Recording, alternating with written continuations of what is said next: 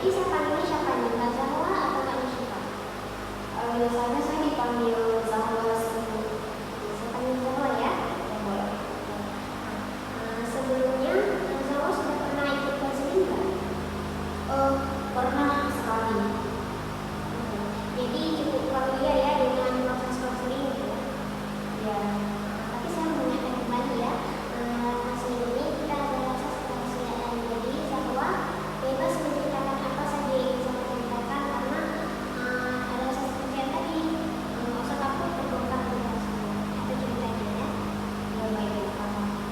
Mari kita mulai ya. Boleh. Kira-kira apa yang membuat Zahwa ingin datang hari ini dan juga bercerita hari ini? Jadi Bu, saya akhir-akhir ini tuh sering merasa kurang percaya diri gitu. Kurang percaya diri dalam hal apa ya? Dalam hal pada saat saya membantu klien-klien saya gitu. Boleh diceritain? Jadi saya tuh mahasiswa DKI. Saya ikut organisasi dan kadang magang juga di sekolah-sekolah menjadi supervisor salon. Nah, jadi belakangan ini tuh saya merasa kemampuan saya tuh kurang sebagai pesalon gitu. Cukup sibuk ya aktivitasnya Kak Zahwa ya. Mahasiswa DKI ikut organisasi juga, kan sudah mulai praktik gitu ya menjadi pesohor. Ya saya paham gitu. Masa aktivitas sebelum itu pasti capek gitu rasanya dan juga mulai mempertanyakan kemampuan diri gitu ya.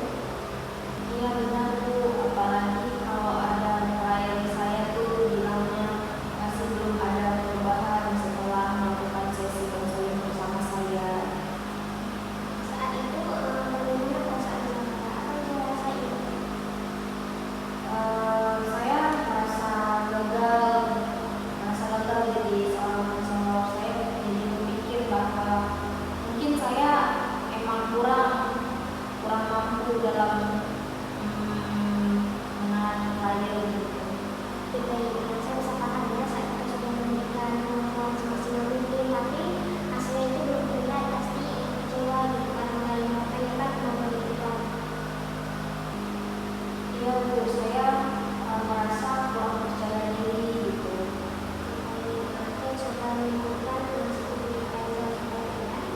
Jadi yang saya tangkap itu yang paling membebani itu bukan hanya konseling yang belum bisa sembuh, belum bisa terpecahkan dengan baik, tapi bagaimana cara Zahwa menilai diri Zahwa sendiri saat semuanya belum sesuai dengan harapan Zahwa gitu.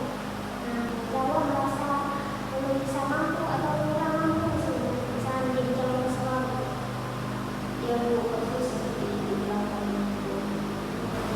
Baik, biasanya waktu pikiran itu muncul, apa yang Zahwa lakukan biasanya?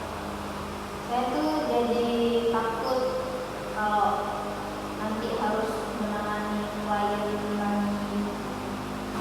Lalu Saya juga lebih sering membandingkan kemampuan diri saya dengan kemampuan teman-teman saya yang saya anggap mereka tuh lebih mampu daripada saya.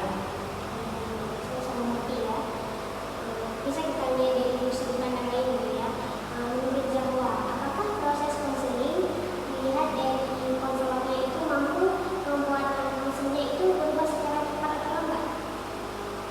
Kalau dipikir enggak juga sih Bu. Benar, karena setiap individu itu pasti berbeda-beda. Ada yang berubahnya cepat, ada perubahannya lambat sekali. Ya, Bu. Kalau melakukan konseling seperti itu lagi, jangan langsung merasa gagal, karena itu bagian dari proses. Ya benar. Jadi kalau muncul ada perasaan seperti itu, bilang sama diri saya sendiri. Jangan langsung mengatakan, aduh saya gagal, jangan. Bilang pada diri saya sendiri bahwa ini bagian dari proses belajar. Gitu ya. Baik Bu. Selain itu, Zahwa juga bisa membuat catatan kecil. Misalnya Zahwa sudah melakukan konseling hari ini, misalnya dengan konseling Zahwa. Zahwa bisa buat catatan kecil apa yang ingin Zahwa tingkatkan nantinya. Di konseling berikutnya bisa Zahwa terapkan gitu.